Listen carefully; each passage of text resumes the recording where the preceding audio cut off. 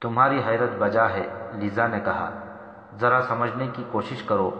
گمشتگین نے تمہیں بتا دیا ہے کہ اس نے صلاح الدین ایوبی کی دشمنی ترک کر دی ہے۔ اب وہ ایوبی کے کسی فوجی کو جنگی قیدی نہیں سمجھتا۔ تم اور تمہارے ساتھی خوش قسمت ہیں کہ تم یہاں آئے اور گمشتگین یہاں تھا۔ دوسری وجہ میری ذات ہے۔ تم میری حیثیت اور رتبے کو نہیں جانتے۔ میں تمہاری نظر میں بدکار لڑکی ہوں جو حکمرانوں اور اعلیٰ حکام کی تفریح کا ذریعہ بنتی ہوں۔ یہ سب غلط ہے اور تمہارا وہم ہے۔ لیزا نے اسے بازو سے پکڑا اور کہا، آؤ یہاں سے دور جا بیٹھیں۔ آ جاؤ، میں تمہارے وہم دور کرنا چاہتی ہوں، پھر تم آزاد ہو۔ میرے متعلق جو رائے قائم کرنا چاہو کر لینا۔ قلعے کا یہ حصہ خوشنما تھا، کھلا میدان تھا جس کی وسط میں چٹانیں تھیں، ان کے ارد گرد سبزہ تھا، سبزے میں پھولدار پودے اور درخت تھے۔ قلعہ بہت وسیع و عریض تھا۔ لیزا ناصر کو باتوں میں الجھا کر کمروں سے دور چٹان کے دامن میں لے گئی جہاں پھولوں کی مہک تھی۔ وہ جب ادھر جا رہے تھے اس وقت سلیبی اور تھیریسا ایک دیوار کے ساتھ کھڑے چھپ کر دیکھ رہے تھے۔ لیزا اسے قابو میں لے لے گی، سلیبی نے کہا۔ لڑکی جذباتی ہے، تھیریسا نے کہا، اپنے فرائض سے گھبرا کر اسی کے پاس جا بیٹھی تھی۔ اتنی کچی بھی نہیں، اس عمر میں اسے باہر کی ڈیوٹی پر نہیں بھیجنا چاہیے تھا، سلیبی نے کہا۔ ہم ساتھ ہیں، کوئی گڑبڑ نہیں کرے گی، لیزا ناصر سے کہہ رہی تھی۔ تم نے مجھ سے پوچھا تھا کہ میں تم پر اتنی مہربان کیوں ہو گئی ہوں۔ تم نے مجھے اپنا دشمن سمجھ کر یہ بات پوچھی تھی۔ میں تمہیں یقین نہیں دلا سکتی کہ دشمنی تمہارے اور تمہارے بادشاہوں کے درمیان ہے۔ میری اور تمہاری کیا دشمنی ہو سکتی ہے؟ اور دوستی بھی کیا ہو سکتی ہے؟ ناصر نے پوچھا۔ لیزا نے گہری آہ بھری اور بازو ناصر کے کندھوں پر رکھ کر کہا، تم پتھر ہو۔ میں نے سنا تھا کہ مسلمانوں کے دل ریشم کی طرح نرم ہوتے ہیں۔ مذہب کو ذرا دیر کے لیے الگ رکھ دو، اپنے آپ کو مسلمان اور مجھے عیسائی نہ سمجھو۔ ہم دونوں انسان ہیں، ہمارے سینوں میں دل ہیں۔ کیا تمہارے دل میں کوئی خواہش، کوئی پسند اور کسی چیز سے پیار نہیں ہے؟ ہے اور ضرور ہے۔ تم مرد ہو، تم اپنے دل پر قابو پا سکتے ہو۔ مجھ میں اتنی ہمت نہیں، میرا دل بے قابو ہو گیا ہے، تم میرے دل میں اتر گئے ہو۔ ہم تمہیں نشے کی حالت میں قلعے میں لائیں تو شیخ سنان نے حکم دے دیا کہ ان چاروں کو تہہ خانے میں بند کر دو۔ اگر تمہیں وہاں لے جاتے تو وہاں سے لاش بن کر نکلتے۔ میں تم جیسے خوبصورت جوان کا یہ انجام برداشت نہیں کر سکتی تھی۔ میں نے شیخ سنان سے کہا کہ یہ تمہارے نہیں ہمارے قیدی ہیں اور یہ ہماری تحویل میں رہیں گے۔ اس بوڑھے کے ساتھ مجھے اور تھیریسا کو بہت دیر جھک جھک کرنی پڑی۔ اس نے ایک شرط بتائی، کہنے لگا، اگر تم انہیں تہہ خانے سے بچانا چاہتی ہو تو میری خوابگاہ میں آ جاؤ۔ میرے دل میں اس بوڑھے کے خلاف نفرت پیدا ہو گئی۔ میں نے پس و پیش کی تو اس نے کہا، یہ چاروں تہہ خانے میں جائیں گے یا تم میری خوابگاہ میں آؤ گی۔ مجھے بڑی شدت سے محسوس ہوا کہ میں تمہیں آج سے نہیں بچپن سے جانتی ہوں اور میں تمہاری خاطر اپنا جسم، اپنی جان اور اپنی آبرو قربان کر دینے کی ہمت رکھتی ہوں۔ کیا تم نے اپنی آبرو قربان کر دی ہے؟ ناصر نے تڑپ کر پوچھا۔ نہیں، لیزا نے کہا، میں نے اسے وعدے پر ٹالا ہے۔ اس نے مجھے یہ کہہ کر مہلت دے دی ہے کہ ہم قلعے میں آزاد رہیں گے لیکن ہم اس کے قیدی ہوں گے۔ میں تمہاری آبرو کی حفاظت کروں گا، ناصر نے کہا۔ کیا تم نے میری محبت کو قبول کر لیا ہے؟ لیزا نے بھولے بھالے لہجے میں پوچھا۔ ناصر نے کوئی جواب نہ دیا۔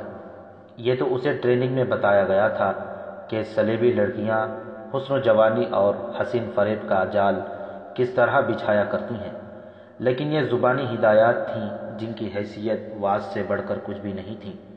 اسے ایسے جال سے بچنے کی عملی ٹریننگ نہیں دی گئی تھی، نہ دی جا سکتی تھی۔ اب ایک سلیبی لڑکی نے جال بچھایا تو انسانی فطرت کی کمزوریاں ناصر کی ذات سے ابھر آئیں اور اس کی عقل و دانش پر غالب آنے لگیں۔ وہ ریگزاروں اور بیابانوں میں موت کے ساتھ کھیلنے والا انسان تھا۔ اس کے احساسات ریت میں دبے رہتے تھے۔ اس نے لیزا جیسی دلکش لڑکی کبھی نہیں دیکھی تھی۔ جہاں تک دیکھنے کا تعلق تھا، لیزا کے حسن اور طلسماتی اثر والے جسم نے اس پر کچھ اثر نہیں کیا تھا، مگر اب لیزا کے کھلے بکھرے ہوئے ریشم جیسے ملائم بال، اس کے ایک گال سے کبھی اس کے بازو میں لمس کر جاتے تھے۔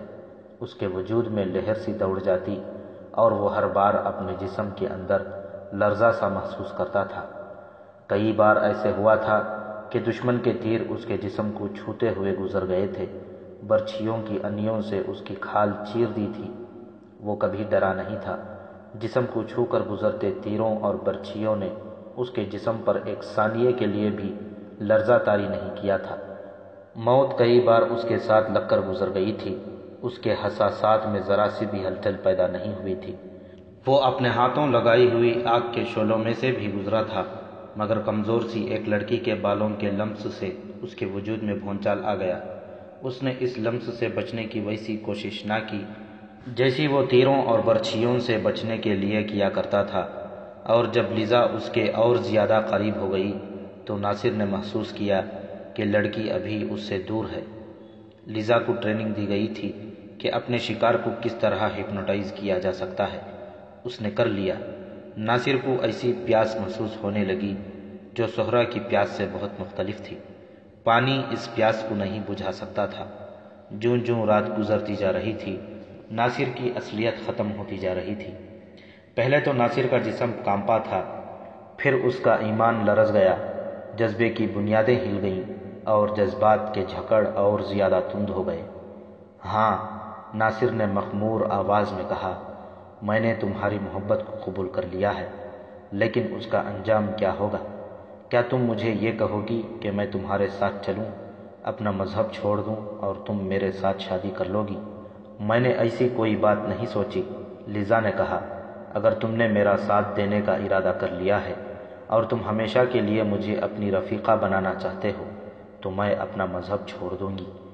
تم مجھ سے قربانی مانگو، لیکن مجھے وہ محبت دو جو ناپاک نہ ہو۔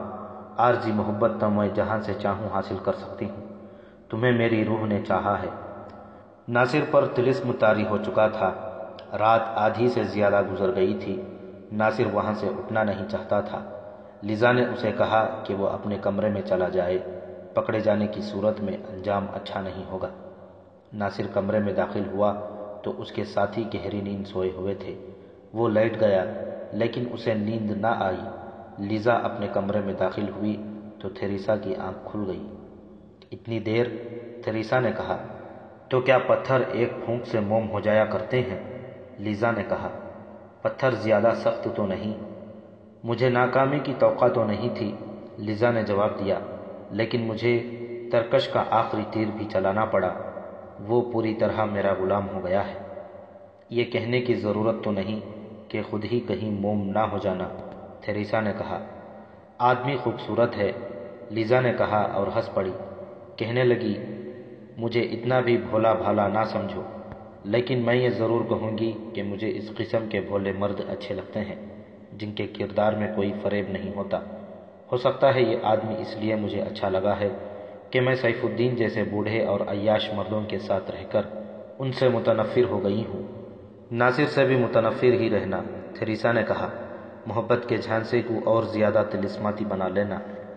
یاد رکھنا کہ اس کے ہاتھوں ہمیں صلیب کے سب سے بڑے دشمن صلاح الدین ایوبی کو قتل کرانا ہے۔ تھیریسا نے اسے کچھ اور ہدایات دیں، ایک دو نئے طریقے بتائے اور دونوں سو گئیں۔ ناصر ابھی تک جاگ رہا تھا۔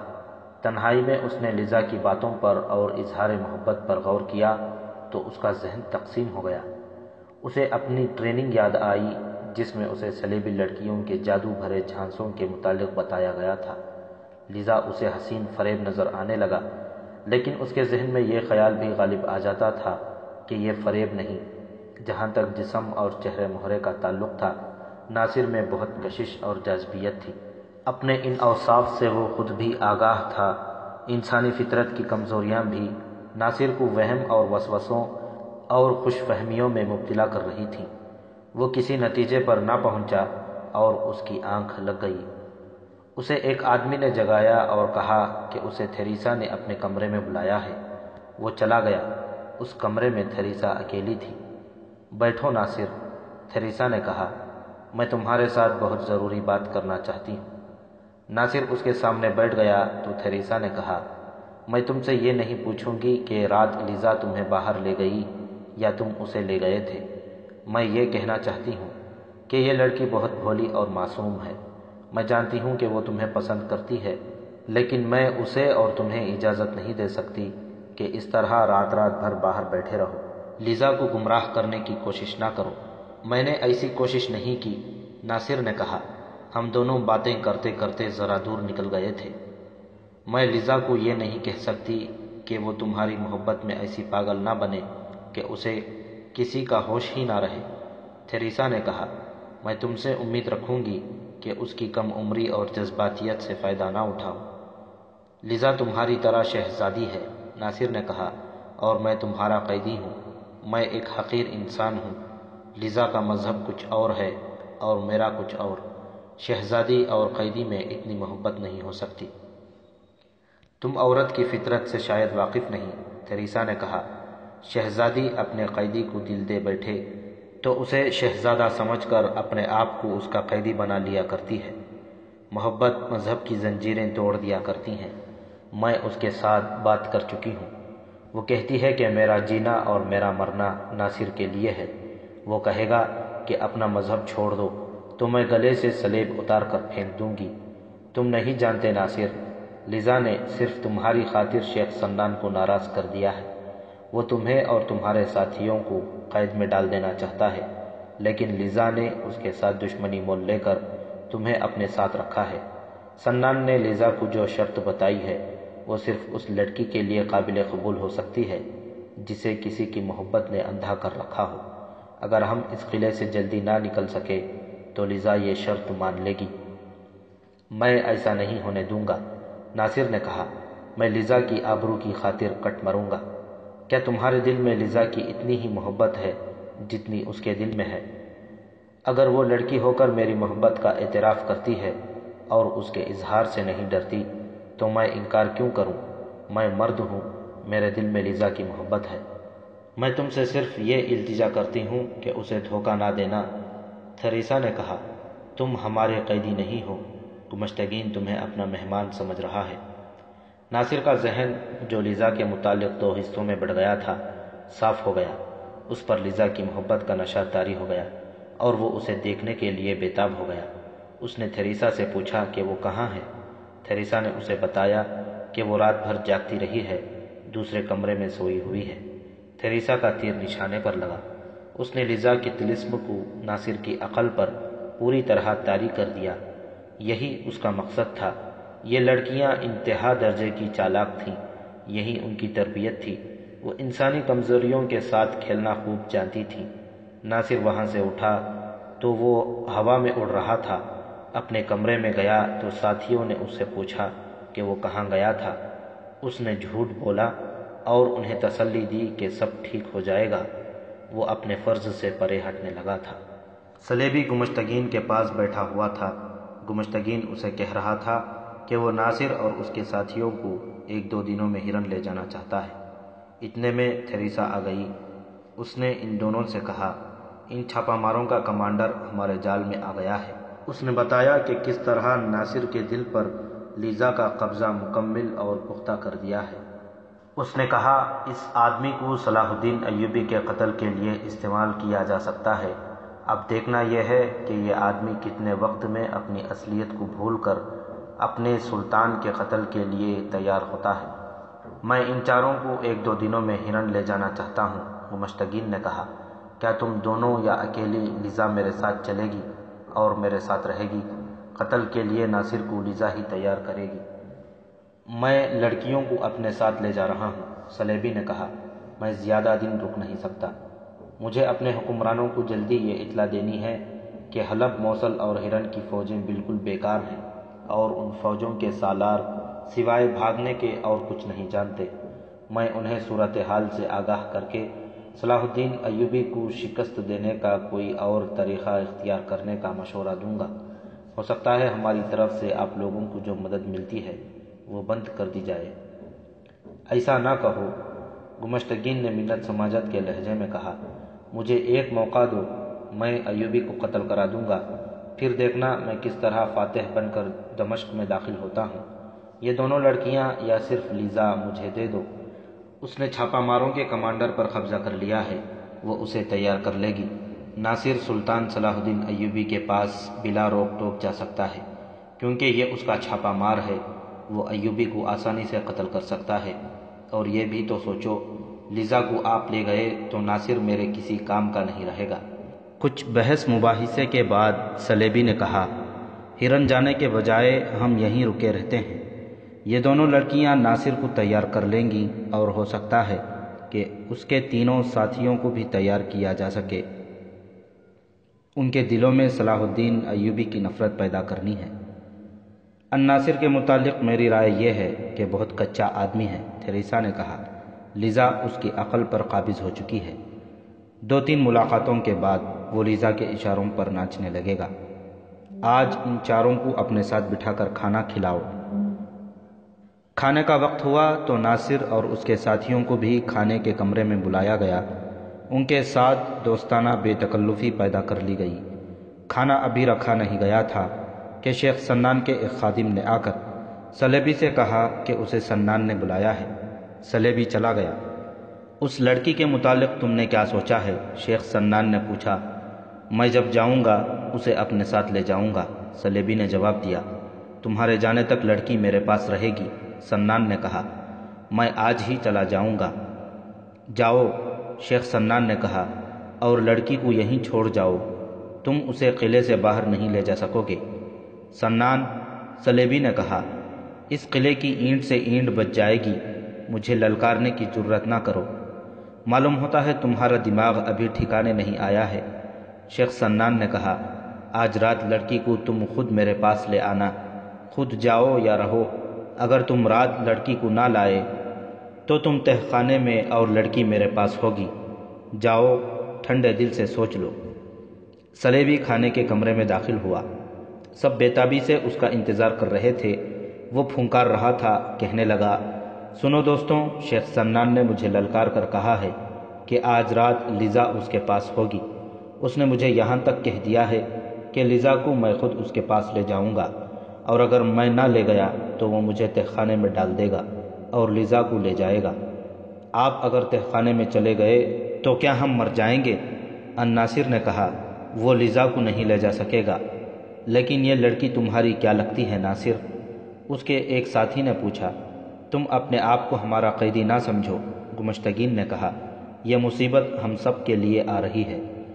تم ہمارے نہیں، شیخ سنان کے قیدی ہو، سلیبی نے کہا۔ تم ہمارا ساتھ دو، ہم باہر جا کر تمہیں آزاد کر دیں گے۔ اب یہاں سے نکلنے کی سوچو۔ مجھے شیخ سنان نے اجازت دے رکھی ہے کہ ان چاروں کو اپنے ساتھ لے جاؤں، گمشتگین نے کہا۔ میں انہیں آج ہی لے جا رہا ہوں، جلدی جلدی کھانا کھا لو، مجھے شام سے بہت پہلے روانہ ہونا ہے۔ گمشتگین کا دماغ بہت تیز تھا۔ اس نے کھانے کے دوران سب کو بتا دیا کہ اس نے کیا سوچا ہے۔ کھانا کھا کر اس نے اپنے خادموں اور باڈی گارڈوں کو بلایا اور کہا کہ وہ فوراً قلعے سے روانہ ہو رہا ہے، سامان فوراً باندھ لیا جائے۔ اسی وقت اس کا قافلہ تیار ہونے لگا۔ اس کے اپنے گھوڑے کے علاوہ 4 گھوڑے باڈی گارڈوں کے تھے۔ 4 اونٹ تھے جن پر کھانے پینے کے سامان کے علاوہ خیمے لادے گئے۔ سفر لمبا تھا، اس لیے خیمے ساتھ رکھے گئے تھے۔ انہیں ان کے بانسوں پر لپٹا گیا تھا۔ گمشتگین شیخ سنان کے پاس گیا اور اسے بتایا کہ وہ جا رہا ہے اور 4 چھاپا ماروں کو بھی ساتھ لے جا رہا ہے۔ ان کے متعلق سودا طے ہو چکا تھا۔ گمشتگین نے زر و جواہرات کی صورت میں قیمت ادا کر دی تھی۔ مجھے امید ہے کہ میں نے سلیبیوں کے کہنے پر جو 4 آدمی بھیج رکھے ہیں وہ صلاح الدین کا کام تمام کر کے ہی آئیں گے، شیخ سنان نے کہا۔ تم سیف الدین کو ان چھاپا ماروں سے قتل کراؤ، تم لوگ لڑ نہیں سکتے۔ اپنے دشمنوں کو چوری چھپے قتل کراؤ۔ تمہارا سلیبی دوست اور اس کی پریاں کہاں ہیں؟ اپنے کمرے میں ہیں، گمشتگین نے کہا۔ اس نے چھوٹی لڑکی کے متعلق کوئی بات تو نہیں کی؟ اسے کہہ رہا تھا کہ آج رات شیخ سنان کے پاس چلی جانا، گمشتگین نے جواب دیا۔ وہ آپ سے بہت ڈرا ہوا معلوم ہوتا تھا۔ یہاں بڑے بڑے جابر آدمی ڈر جاتے ہیں، شیخ سنان نے کہا۔ کمبخت لڑکی کو مجھ سے یوں چھپا رہا تھا جیسے وہ اس کی اپنی بیٹی ہے۔ گمشتگین اس سے رخصت ہوا۔ اس کا قافلہ تیار کھڑا تھا۔ وہ گھوڑے پر سوار ہوا، اس کے باڈی گارڈ بھی گھوڑوں پر سوار ہوئے۔ 2 گمشتگین کے آگے ہو گئے اور 2 اس کے پیچھے۔ ان کے ہاتھوں میں برچھیاں تھیں۔ گھوڑوں کے پیچھے الناصر اور اس کے ساتھی، اور ان کے پیچھے سامان سے لدے ہوئے اونٹ تھے۔ قلعے کا دروازہ کھلا، قافلہ باہر نکل گیا اور دروازہ بند ہو گیا۔ قافلہ قلعے سے دور ہی دور ہوتا گیا اور سورج افق کے عقب میں چھپنے لگا۔ سورج نے غروب ہو کر قافلے اور قلعے کو چھپا لیا۔ قلعے میں قندیلیں اور فانوس جل اٹھے۔ شام پوری طرح تاریک ہو گئی تو شیخ سنان نے اپنے دربان سے پوچھا، وہ صلیبی لڑکی کو لے کر نہیں آیا؟ اسے نفی میں جواب ملا۔ اس نے 3-4 بار پوچھا تو بھی اسے نفی میں جواب ملا۔ اس نے اپنے خصوصی خادم کو بلا کر کہا، اس صلیبی سے جا کر کہو کہ چھوٹی لڑکی کو لے کر جلدی آئے۔ خادم ان کمروں میں گیا جہاں صلیبی ٹھہرا کرتے تھے۔ وہاں کوئی نہیں تھا، لڑکیاں بھی نہیں تھیں، تمام کمرے خالی تھے۔ اس نے ادھر ادھر دیکھا، قلعے کے باغ میں گھوم پھر کر دیکھا، چٹان کے ارد گرد گھوم کر دیکھا۔ وہاں سے بھی مایوس لوٹا اور شیخ سنان سے کہا کہ صلیبی اور لڑکیاں نہیں ملیں۔ سنان نے آسمان سر پر اٹھا لیا، اپنی فوج کے کمانڈر کو بلا کر حکم دیا کہ قلعے کے کونوں کھدروں کی تلاشی لو اور صلیبی کو برآمد کرو۔ فوج میں کھلبلی مچ گئی، جسے دیکھو بھاگ دوڑ رہا تھا۔ قلعے میں ہر طرف قندیلیں اور مشعلیں متحرک نظر آتی تھیں۔ صلیبی کہیں سے بھی نہ ملا۔ شیخ سنان نے ان 8 درجن پہرے داروں کو بلایا جو دروازے پر ڈیوٹی پر تھے۔ ان سے پوچھا کہ گمشتگین کے قافلے کے علاوہ کس کے لیے دروازہ کھولا گیا تھا۔ انہوں نے بتایا کہ حکم کے بغیر کسی کے لیے دروازہ نہیں کھولا جاتا اور گمشتگین کے علاوہ کسی اور کے لیے کھولا ہی نہیں گیا۔ انہوں نے گمشتگین کے قافلے کی تفصیل بھی بتائی۔ اس قافلے کے ساتھ صلیبی اور لڑکیاں نہیں تھیں۔ شیخ سنان اپنے کمرے میں پھنکار رہا تھا۔ رات کا پہلا پہر گزر گیا تھا۔ گمشتگین کا قافلہ چلا جا رہا تھا۔ اس نے اپنا گھوڑا روک کر شتربانوں سے کہا، اونٹوں کو بٹھاؤ اور انہیں باہر نکالو، مر ہی نہ جائیں۔ اونٹوں کو بٹھا کر ان پر لدے ہوئے خیمے اتارے گئے۔ خیمے کھولے گئے تو ان میں سے صلیبی، تھیریسا اور لیزا نکلی۔ وہ پسینے میں نہائے ہوئے تھے۔ گمشتگین انہیں خیموں میں لپیٹ کر قلعہ اسیات سے نکال لایا تھا۔ وہ قلعے سے بہت دور نکل گئے تھے۔ فدائیوں سے ایسی توقع نہیں رکھی جا سکتی تھی کہ وہ تعاقب میں آئیں گے۔ یہ فرقہ جنگجو نہیں تھا، کسی کے ساتھ آمنے سامنے کی لڑائی کا خطرہ مول نہیں لیا کرتا تھا۔ پھر بھی گمشتگین نے قافلے کو قیام نہ کرنے دیا۔ لڑکیوں کو اونٹوں پر سوار کر دیا گیا۔ صلیبی چھاپا ماروں کے ساتھ پیدل چل پڑا۔ اس کا گھوڑا اور لڑکیوں کے گھوڑے قلعے میں رہ گئے تھے۔ صلیبی اس خطے کی زبان روانی سے بولتا تھا۔ اس نے ناصر کے ساتھ باتیں شروع کر دیں۔ ان باتوں میں دوستی اور پیار کا رنگ غالب تھا۔ ناصر کے دل سے قطرے نکل گئے۔ وہ تو لیزا کے قریب ہونا چاہتا تھا۔ لیزا کے قریب ہونے کا موقع آدھی رات کے بعد ملا، جب ایک جگہ قافلے کو قیام کے لیے روکا گیا اور گمشتگین کے لیے خیمہ کھڑا کر دیا گیا۔ باقی سب کے لیے الگ الگ خیمے نصب کیے گئے۔ چھاپا مار اور باڈی گارڈز وغیرہ کھلے آسمان تلے لیٹ گئے۔ وہ بہت تھکے ہوئے تھے، فوراً ہی سو گئے۔ ناصر کو نیند نہیں آ رہی تھی۔ وہ سوچ رہا تھا کہ لیزا کو خیمے سے جگا لائے یا وہ خود آ جائے گی۔ وہ بھول گیا تھا کہ وہ چھاپا مار ہے اور اس کی فوج کہیں لڑ رہی ہے۔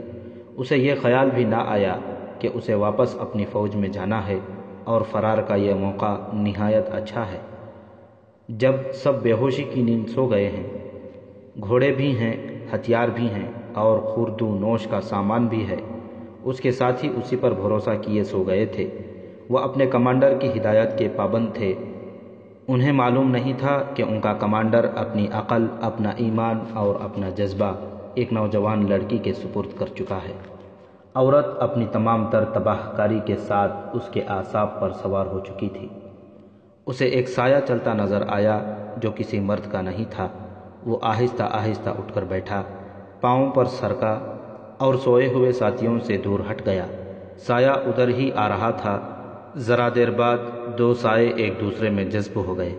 لیزا ناصر کو سوئے ہوئے قافلے سے دور ایک ٹیلے کی اوٹ میں لے گئی۔ اس رات وہ پہلے سے زیادہ جذباتی معلوم ہوتی تھی۔ ناصر کی جذباتی کیفیت میں دیوانگی آ گئی تھی۔ لیزا جذباتیت کا اظہار زبان سے کم اور حرکات سے زیادہ کر رہی تھی۔ اس نے اچانک پرے ہٹ کر کہا، ناصر، ایک بات بتاؤ، تمہاری زندگی میں کبھی کوئی عورت داخل ہوئی ہے؟ ماں اور بہن کے سوا میں نے کسی عورت کو کبھی ہاتھ بھی نہیں لگایا۔ ناصر نے جواب دیا، تم نے میری زندگی دیکھ لی ہے۔ میں نوجوانی میں نور الدین زنگی کی فوج میں شامل ہو گیا تھا۔ جہاں تک یادیں پیچھے جاتی ہیں، میں اپنے آپ کو میدان جنگ میں، ریگستان میں، اپنے ساتھیوں سے دور، دشمن کے علاقوں میں خون بہاتا اور بھیڑیوں کی طرح شکار کی تلاش میں پھرتا دیکھتا ہوں۔ میں جہاں بھی ہوتا ہوں اپنے فرض سے کوتاہی نہیں کرتا۔ میرا فرض میرا ایمان ہے۔ وہ چونک اٹھا۔ ذرا سی دیر کچھ سوچ کر اس نے پوچھا، لیزا، تم نے شاید میرے ایمان کی بنیاد ہلا دی ہے۔ مجھے بتاؤ، تم لوگ مجھے اور میرے ساتھیوں کو کہاں لے جا رہے ہو؟ مجھے یہ بتاؤ کہ تمہارے دل میں میری محبت ہے یا مجھے دیکھ کر تم حیوان بن جاتے ہو؟ لیزا نے ایسے لہجے میں پوچھا جس میں پیار اور مذاق کی ہلکی سی بھی جھلک نہیں تھی۔ اس کا انداز گزشتہ رات کی نسبت بدلا ہوا تھا۔ تم نے مجھے کہا تھا کہ محبت کو ناپاک نہ کرنا۔ ناصر نے کہا، میں تم پر ثابت کروں گا کہ میں حیوان نہیں۔ تم مجھے یہ بتاؤ کہ تمہاری قوم میں ایک سے ایک بڑھ کر خوبرو، جنگجو، تنومند اور اونچے رتبے والا مرد موجود ہے۔ تم کسی بادشاہ کے سامنے چلی جاؤ، وہ تخت سے اتر کر تمہارا استقبال کرے گا۔ پھر تم نے مجھ میں کیا دیکھا ہے؟ لیزا نے کوئی جواب نہ دیا۔ ناصر نے اس کے کندھے پر ہاتھ رکھ کر کہا، مجھے جواب دو لیزا۔ لیزا نے سر گھٹنوں پر رکھ دیا۔ ناصر کو اس کی سسکیاں سنائی دیں۔ وہ پریشان ہو گیا۔ اس نے بار بار اس سے پوچھا کہ وہ کیوں رو رہی ہے۔ وہ روتی رہی۔ ناصر نے اسے اپنے بازوؤں میں لے لیا تو لیزا نے سر اس کے سینے پر رکھ دیا۔ ناصر سمجھ نہ سکا کہ جس طرح اس کی اپنی ذات سے انسانی فطرت کی بنیادی کمزوری ابھر کر اس کی عقل پر غالب آ گئی تھی، اسی طرح لیزا بھی ایک کمزوری کی گرفت میں آ گئی تھی۔ یہ وہ کمزوری تھی جو ملکہ کو اپنے غلام کے آگے جھکا دیتی ہے اور جو دولت کے انبار کو پتھروں کا ڈھیر سمجھ کر اپنے دل کی تسکین کے لیے کسی کٹیا میں جا بیٹھتی ہے۔ لیزا محبت کی پیاسی تھی، وہ محبت جو روح کو مطمئن کر دے۔ اسے جسمانی محبت ملی تھی اور ان مردوں سے ملی تھی جن سے اسے نفرت تھی۔ اس نے اسیات کے قلعے کی طرف جاتے ہوئے اور قلعے میں پہنچ کر بھی تھیریسا کے آگے اپنے جذبات کا اظہار کر دیا تھا۔ وہ کچھ سوچے سمجھے بغیر ناصر کے پاس جا بیٹھی تھی اور اسے کہا تھا، مجھ پر بھروسہ نہ کرنا۔ اس وقت اس کے دل میں کوئی فریب کاری نہیں تھی، یہ اس کے دل کی آواز تھی۔ وہ اپنی روح کی رہنمائی میں ناصر کے پاس چلی گئی تھی۔ اگر اسے تھیریسا وہاں سے اٹھا نہ لے جاتی تو لیزا نہ جانے ناصر سے اور کیا کچھ کہتی۔ پھر اسے ناصر کو پھانسنے کو کہا گیا۔ اس نے یہ کمال بھی کر دکھایا، مگر اس کا دل ساتھ نہیں دے رہا تھا۔ یہ اس کا فرض تھا جو اس نے ادا کیا تھا۔ وہ اپنے دل اور فرض کے درمیان بھٹک گئی تھی۔ ناصر کو معلوم نہیں تھا کہ تھوڑی دیر بعد جب قافلہ رکا اور خیمے نصب کیے جا رہے تھے تو گمشتگین نے لیزا کے کان میں کہا تھا، سب سو جائیں تو میرے خیمے میں آ جانا، تمہاری قوم کی بھیجی ہوئی بہترین شراب پیش کروں گا۔ تمہیں بڑی استادی سے شیخ سنان سے بچا کر لایا ہوں۔ لیزا نے اسے کوئی جواب نہیں دیا تھا۔ اس سے ہٹی تو سلیبی نے اسے کہا، خدا نے تمہیں اس بوڑھے درندے سے بچا لیا ہے۔ تھیریسا سو جائے تو میرے خیمے میں آ جانا، جشن منائیں گے۔ لیزا کو اپنی خوبصورتی اور اپنے جسم سے نفرت ہونے لگی۔ وہ اپنے خیمے میں چلی گئی تھی۔ تھیریسا سو گئی، لیزا کی آنکھ نہ لگی۔ وہ اٹھی اور دبے پاؤں ناصر کی طرف چل پڑی۔ ناصر اسی کے خیال اور انتظار میں جاگ رہا تھا۔ وہ ناصر کو کوئی جواب دینے ہی لگی تھی کہ ناصر نے چونک کر کہا، سنو، تمہیں کوئی آہٹ سنائی دے رہی ہے؟ گھوڑے آ رہے ہیں۔ دھمک بڑی صاف ہے، لیزا نے کہا، سب کو جگا دیں، شیخ سنان نے ہمارے تعاقب میں سپاہی بھیجے ہوں گے۔ ناصر دوڑ کر ٹیلے پر چڑھ گیا۔ اسے بہت سے مشعلیں نظر آئیں جو گھوڑوں کی چال کے ساتھ اوپر نیچے ہو رہی تھیں۔ گھوڑوں کے قدموں کی آوازیں بلند ہوتی جا رہی تھیں۔ ناصر دوڑتا نیچے آیا، لیزا کو اپنے ساتھ لیا اور سوئے ہوئے قافلے کی طرف دوڑا۔ سب کو جگا دیا۔ اس نے اپنے چھاپا ماروں کو ساتھ لیا اور ٹیلے کے قریب لے گیا۔ لیزا کو اپنے ساتھ رکھا۔ سب کے پاس برچھیاں اور تلواریں تھیں۔ گمشتگین کے باڈی گارڈ اور شتربان بھی برچھیوں اور تلواروں سے مسلح ہو کر مقابلے کے لیے تیار ہو گئے۔ وہ 15-16 سوار تھے، 6-7 کے ہاتھوں میں مشعلیں تھیں۔ انہوں نے آتے ہی قافلے کو گھیرے میں لے لیا۔ ایک نے للکار کر کہا، دونوں لڑکیاں ہمارے حوالے کر دو۔ شیخ سنان نے کہا ہے کہ دونوں لڑکیاں دے دو گے تو خیریت سے جا سکو گے۔ ناصر تجربے کار چھاپا مار تھا۔ اس نے اپنے چھاپا مار پہلے ہی گھیرے سے دور کر کے چھپا لیے تھے۔ اس نے اشارہ کیا اور وہ اپنے 3 چھاپا ماروں کے ساتھ ان سواروں پر ٹوٹ پڑا جو اس کے سامنے تھے۔ چھاپا ماروں نے پیچھے سے برچھیاں اس کے جسموں میں داخل کر دیں۔ سوار گرے تو ناصر اپنے ساتھیوں سے بلند آواز سے کہا، ان کے گھوڑے پر سوار ہو جاؤ۔ ایک گھوڑا اس نے پکڑ لیا، اس پر سوار ہوا اور اپنے پیچھے لیزا کو بٹھا لیا۔ اسے کہا کہ بازو مضبوطی سے اس کی کمر کے گرد لپیٹ لے۔ سنان کے فدائیوں نے ہلہ بول دیا۔ انہوں نے مشعلیں پھینک دی تھیں، یہ جلتی رہیں۔ ناصر اور اس کے چھاپا ماروں نے بہت مقابلہ کیا۔ ایک گھوڑے کے سرپٹ دوڑنے کی آواز آئی جو دور ہٹتی گئی۔ وہ گمشتگین تھا جو جان بچا کر بھاگ گیا تھا۔ فدائیوں نے ناصر کے گھوڑے پر لڑکی دیکھ لی تھی، اسے وہ زندہ پکڑنے کی کوشش کر رہے تھے۔ 3-3 4-4 گھوڑے اسے گھیرے میں لیتے اور سوار برچھیوں سے اس کے گھوڑے کو زخمی کرنے کے لیے برچھیوں سے وار کرتے تھے۔ ناصر تجربے کار لڑاکا سوار تھا۔ اس نے اپنے گھوڑے کو بچائے رکھا اور 2 فدائی گرا لیے۔ اسے دوڑتا گھوڑا یکلخت روکنا اور تیزی سے موڑنا پڑتا تھا۔ لیزا کے پاؤں رکابوں میں نہیں تھے۔ ایک بار ناصر کو گھوڑا تیز رفتار پر ہی موڑنا پڑا۔ لیزا سنبھل نہ سکی اور گر پڑی۔ فدائی گھوڑوں سے کود آئے۔ لیزا ناصر کی طرف دوڑی لیکن 2 فدائیوں نے اسے پکڑ لیا۔ ناصر نے گھوڑے کو ایڑ لگائی اور برچھی تانی۔ فدائیوں نے لیزا کو آگے کر دیا۔ ناصر کو اپنے ساتھیوں کے متعلق کچھ علم نہیں تھا۔ اسے بھاگتے دوڑتے گھوڑوں کی اور برچھیاں اور تلواریں ٹکرانے کی آوازیں سنائی دے رہی تھیں۔ وہ 3-4 فدائیوں میں اکیلا تھا۔ اس کا ہر وار خالی جا رہا تھا، کیونکہ وہ ان کے قریب آتا تھا تو فدائی لیزا کو آگے کر دیتے تھے۔ آخر وہ بھی گھوڑے سے کود گیا، بے جگری سے لڑا، زخمی ہوا اور اس نے 2 فدائیوں کو گرا لیا۔ اس دوران لیزا چیختی رہی، ناصر نکل جاؤ، میرے لیے نہ مرو، نکل جاؤ، تم اکیلے ہو۔ لیکن وہ دیوانہ ہوا جا رہا تھا۔ اس نے ایک بار چلا کر کہا، خاموش رہو لیزا، یہ تمہیں نہیں لے جا سکیں گے۔ ناصر نے یہ کر کے بھی دکھا دیا کہ فدائی لیزا کو نہ لے جا سکے۔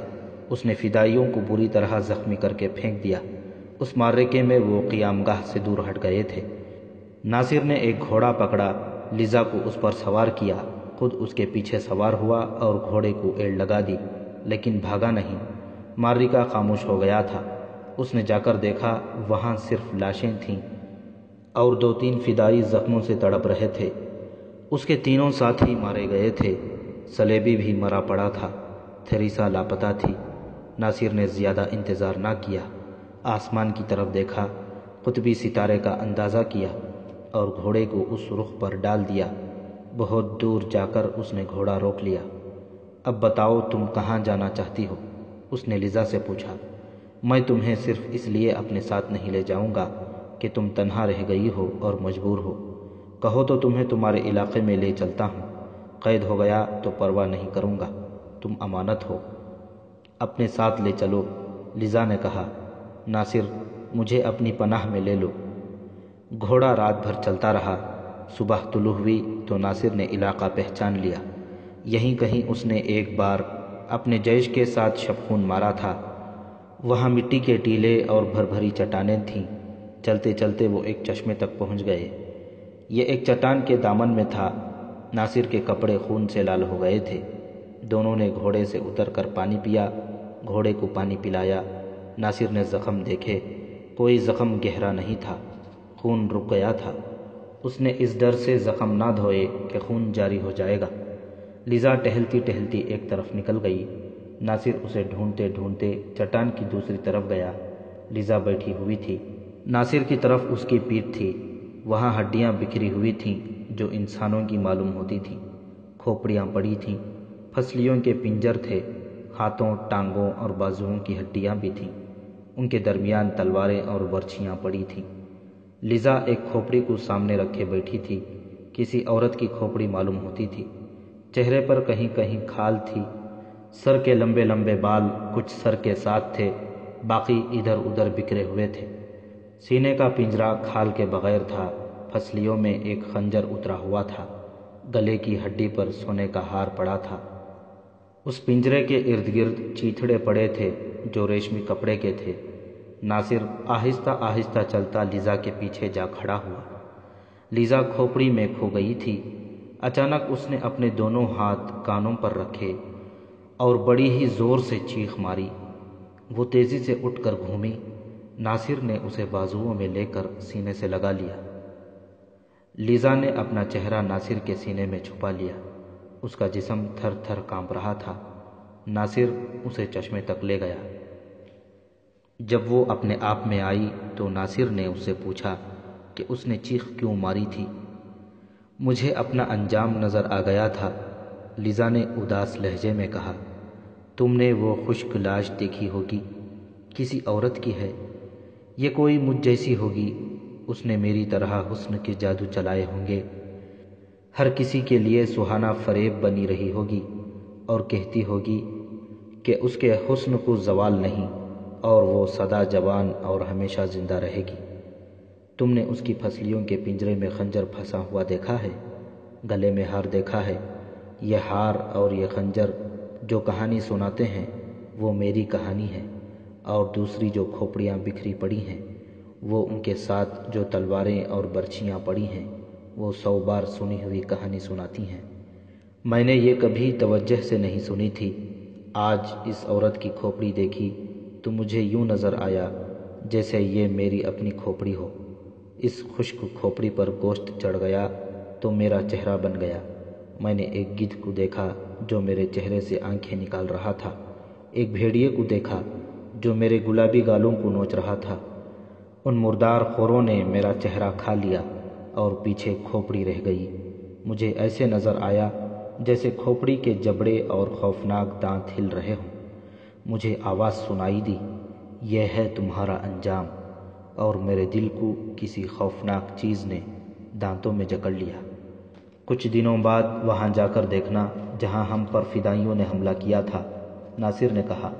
وہاں بھی تمہیں یہی منظر نظر آئے گا، لاشوں کے پنجر، کھوپڑیاں، تلواریں اور برچھیاں، اور شاید کچھ دور تھیریسا کی کھوپڑی بھی پڑی مل جائے گی۔ اس کے سینے میں بھی خنجر اترا ہوا ہوگا۔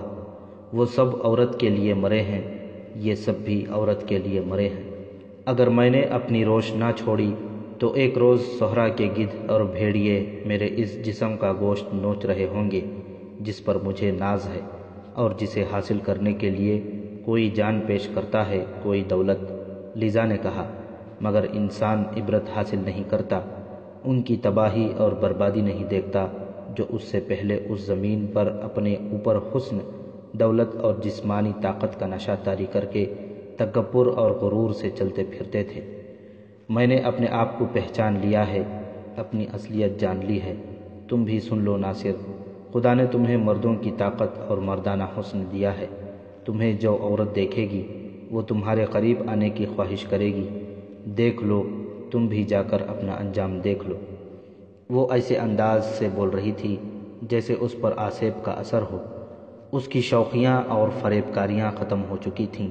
وہ کسی تاریک الدنیا فقیر کے لہجے میں بول رہی تھی۔ میں تمہیں اپنی اصلیت بتا دوں؟ اس نے ناصر سے پوچھا۔ میں تمہیں دکھا دوں کہ میرے پھسلیوں کے پنجرے میں کیا ہے؟ اس نے اپنے سینے پر ہاتھ مارا اور چپ ہو گئی۔ اس کا ہاتھ سونے کے اس ہار پر جا لگا تھا جس میں جواہرات بھی تھے۔ اس نے ہار کو مٹھی میں لیا، زور سے جھٹکا دیا، ہار ٹوٹ کر اس کے ہاتھ میں آ گیا۔ اس نے ہار چشمے میں پھینک دیا، انگلیوں سے انگوٹھیاں اتاریں جن میں ہیرے جڑے ہوئے تھے، یہ بھی چشمے میں پھینک دیں۔ کہنے لگی، میں ایک فریب ہوں ناصر، میں نے تمہیں بھی فریب دیا تھا، میرے دل میں تمہاری محبت بھی پیدا ہو گئی تھی، مگر اس پر میرے فرض کی بدروح کا بھی اثر تھا۔ یہ بہت اچھا ہوا کہ فدائیوں نے ہم پر حملہ کر دیا، اور یہ اور زیادہ اچھا ہوا کہ میں نے اپنی زندگی میں اپنی کھوپڑی دیکھ لی۔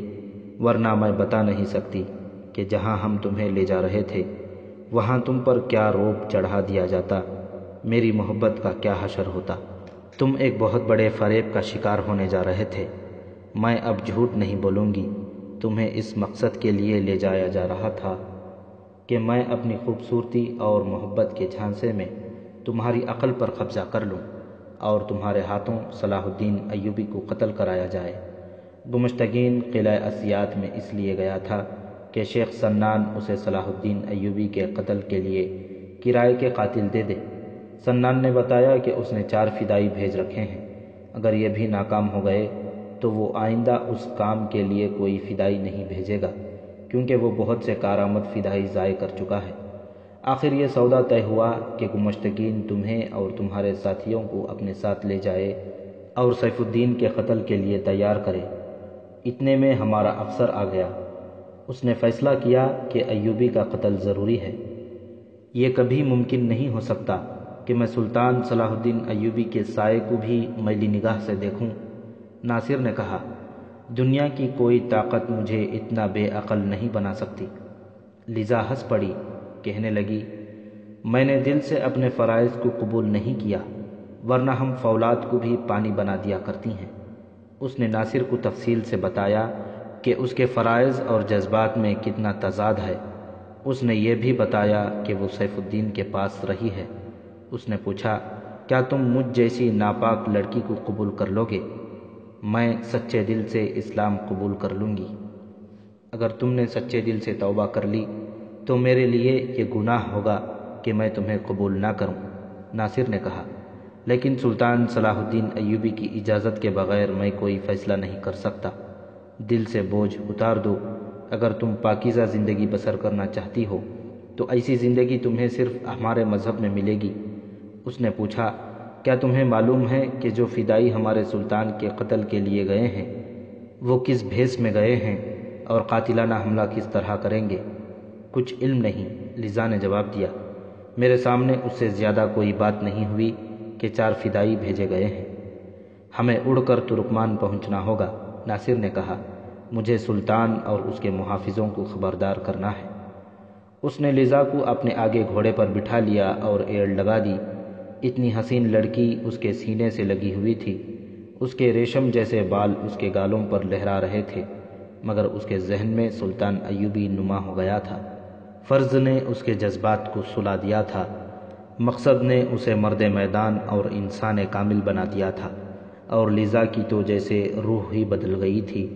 وہ اس قوی اور تنومند جوان کے قبضے میں اور اس کے رحم و کرم پر تھی، لیکن اسے جیسے احساس ہی نہیں تھا کہ وہ مرد ہے اور یہ ایک نوجوان لڑکی۔ اگر کوئی واعظ برسوں واعظ سناتا رہتا تو لیزا پر کچھ اثر نہ ہوتا۔ ناصر نے خاموش زبان سے یہ حقیقت اس کے دل میں اتار دی کہ وہ پاکیزہ زندگی بسر کرنا چاہتی ہے تو ایسی زندگی اسے اسلام میں ملے گی۔ سلطان صلاح الدین ایوبی کو قلعہ اعزاز کے قلعہ دار کا جواب آگ بگولا کیے ہوئے تھا۔ اسے یہ قلعہ سر کرنا تھا اور فوراً بعد حلب کو محاصرے میں لے کر یہ شہر لینا تھا۔ اسے بوزا اور منبج کے 2 قلعے لڑے بغیر مل گئے تھے۔ ان میں جو دستے تھے انہیں اس نے اپنی فوج میں شامل کر کے ان کی جگہ اپنے دستے بھیج دیے تھے، اور وہ اعزاز اور حلب کی طرف پیش قدمی کی اسکیم بنا رہا تھا۔ اس نے حسب معمول دیکھ بھال کے لیے اپنے فوج اور اس علاقے میں بھیج رکھے تھے۔ اس نے حسب معمول دیکھ بھال کے لیے اپنے فوجی اس علاقے میں بھیج رکھے تھے جہاں اسے آگے بڑھنا اور محاصرہ کرنا تھا۔ جاسوسوں نے اسے حلب اور اعزاز کے دفاعی انتظامات بتا دیے تھے۔ سلطان ایوبی خود بھی آگے چلا جاتا تھا اور اپنی آنکھوں زمین کے خد و خال اور دیگر جنگی قوائف کا جائزہ لیتا تھا۔ ایسے دوروں کے دوران وہ اپنا جھنڈا ساتھ نہیں رکھتا تھا اور اپنے محافظوں باڈی گارڈز کو بھی ساتھ نہیں لے جاتا تھا تاکہ دشمن کو پتہ نہ چل سکے کہ یہ صلاح الدین ایوبی ہے۔ وہ گھوڑا بھی کسی دوسرے کا استعمال کرتا تھا۔ اس کے گھوڑے کو، جس کے سفید رنگ پر کہیں کہیں گہرے لال دھبے تھے، دشمن کے سالار کو پہچانتے تھے۔ اسے کہا گیا تھا کہ وہ محافظوں کے بغیر اتنی دور نہ نکل جایا کرے، لیکن اس نے اپنی حفاظت کی کبھی پرواہ نہیں کی تھی۔ اب تو اس پر جنون سا طاری تھا وہ اپنے مسلمان دشمنوں کو ناکوں چنے چبوا چکا تھا۔ ان کے تابوت میں آخری کیل گاڑنی رہ گئی تھی۔ وہ علاقہ ایسا تھا کہ چٹانیں اور ٹیلے بھی تھے اور کہیں کہیں درختوں کے جھنڈ بھی تھے، کچھ حصے میں گہرے کھڈ بھی تھے۔ ایسے علاقے میں سلطان ایوبی کا محافظوں کے بغیر گھومنا پھرنا خطرناک تھا۔ سلطان محترم، اس کی انٹیلیجنس کے سربراہ حسن بن عبداللہ نے ایک روز اسے جھنجھلا کر کہا، خدا نہ خواستہ آپ پر قاتلانہ حملہ کامیاب ہو گیا تو سلطنت اسلامیہ آپ جیسا کوئی دوسرا پاسبان پیدا نہیں کر سکے گی۔ ہم قوم کو منہ دکھانے کے قابل نہیں رہیں گے۔ آنے والی نسلیں ہماری قبروں پر لعنت بھیجیں گی کہ ہم آپ کی حفاظت نہ کر سکے تھے۔ اگر خدا کو یہی منظور ہے کہ مجھے کسی فدائی یا صلیبی کے ہاتھوں قتل ہونا ہے تو میں اپنی موت کو کیسے روک سکتا ہوں؟ سلطان ایوبی نے کہا، بادشاہ جب اپنی جان کی حفاظت میں مگن ہو جاتے ہیں تو وہ ملک اور قوم کی آبرو کی حفاظت کے قابل نہیں رہتے۔ اگر مجھے قتل ہونا ہے تو مجھے اپنا فرض جلدی جلدی ادا کر لینے دو۔ مجھے محافظوں کا قیدی نہ بناؤ، مجھ پر بادشاہی کا نشہ طاری نہ کرو۔ تم جانتے ہو مجھ پر کتنے قاتلانہ حملے ہو چکے ہیں۔ اللہ نے مجھے ہر بار بچا لیا ہے، اب بھی بچا لے گا۔ اس کا ذاتی عملہ اس کی سلامتی کے لیے پریشان رہتا تھا۔ پچھلی کہانیوں میں وہ تمام قاتلانہ حملے بیان کیے گئے ہیں جو اس پر ہوئے تھے۔ ہر حملے کے وقت وہ اکیلا تھا، لیکن اس کا محافظ دستہ قریب ہی تھا جو ہر بار وہاں پہنچ گیا۔ اب سلطان ایوبی نے یہ طریقہ اختیار کر لیا تھا کہ وہ اپنے ذاتی عملے اور محافظوں کو کسی جگہ کھڑا کر کے خود ٹیلوں اور چٹانوں میں غائب ہو جاتا تھا۔ حسن بن عبداللہ نے یہ انتظام کر رکھا تھا کہ محافظ دستے کے چند ایک آدمی دور دور رہ کر سلطان ایوبی پر نظر رکھتے تھے۔ یہ کسی کو بھی معلوم نہیں تھا کہ بہت دنوں سے 4 آدمی ویرانوں میں گھوم پھر رہے ہیں اور وہ سلطان ایوبی پر نظر رکھتے ہیں۔ یہی وہ 4 فدائی تھے جن کے متعلق قلعہ اسیات میں شیخ سنان نے گمشتگین کو بتایا تھا کہ سلطان ایوبی کے قتل کے لیے بھیجے گئے ہیں۔ ان 4 نے دیکھ لیا تھا کہ سلطان ایوبی محافظوں کے بغیر گھومتا پھرتا رہتا ہے، چنانچہ انہوں نے یہ منصوبہ ترک کر دیا تھا کہ جنگ زدہ علاقے کے پناہ گزینوں کے روپ میں سلطان ایوبی کے پاس جائیں گے اور اسے قتل کر دیں گے۔ سلطان ایوبی انہیں بڑا اچھا موقع دے رہا تھا۔ ان 4 فدائیوں کی اسکیم اچھی تھی۔ ان کی کمزوری یہ تھی کہ وہ اپنے ساتھ تیر و کمان نہیں لائے تھے کیونکہ پکڑے جانے کا خطرہ تھا۔ اگر ان کے پاس ایک ہی کمان ہوتی تو وہ کسی بھی جگہ چھپ کر سلطان ایوبی کو نشانہ بنا سکتے تھے۔ وہاں چھپنے کی جگہیں بہت تھیں، آسانی سے فرار ہوا جا سکتا تھا۔ ان کے پاس لمبے خنجر تھے۔ ادھر سے ناصر لیزا کو گھوڑے پر بٹھائے تیزی سے آ رہا تھا۔ لیزا نے اسے بتا دیا تھا کہ 4 فدائی سلطان ایوبی کے قتل کے لیے گئے ہوئے ہیں۔ ناصر بہت جلدی سلطان ایوبی تک پہنچنا اور اسے خبردار کرنا چاہتا تھا، مگر سفر لمبا تھا اور گھوڑے پر 2 سواروں کا بوجھ تھا۔ گھوڑا اتنی لمبی مسافت دوڑتے ہوئے طے نہیں کر سکتا تھا۔ اس نے راستے میں گھوڑے کو آرام دیا، پانی پلایا اور چل پڑا۔ ادھر سلطان ایوبی اپنی حفاظت سے بالکل ہی بے نیاز ہو گیا تھا اور 4 فدائی چھپ کر اسے دیکھ رہے تھے۔ اس علاقے میں کوئی فوج نہیں تھی، کوئی آبادی بھی نہیں تھی۔ فدائی جنگل کے درندوں کی طرح شکار کی تلاش میں رہتے اور رات وہیں کہیں گزار لیتے تھے۔ سورج غروب ہو گیا۔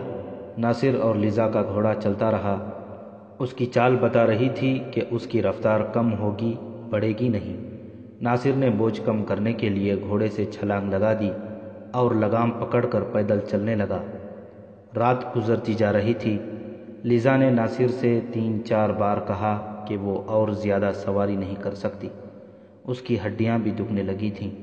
وہ کچھ دیر آرام کرنا چاہتی تھی، لیکن ناصر جو خود تھکن، پیاس اور بھوک سے بے حال ہوا جا رہا تھا، نہ رکا۔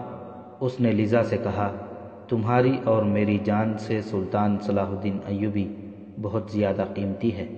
اگر میں رک گیا اور سلطان قتل ہو گیا تو میں سمجھوں گا کہ میں اپنے سلطان کا قاتل ہوں۔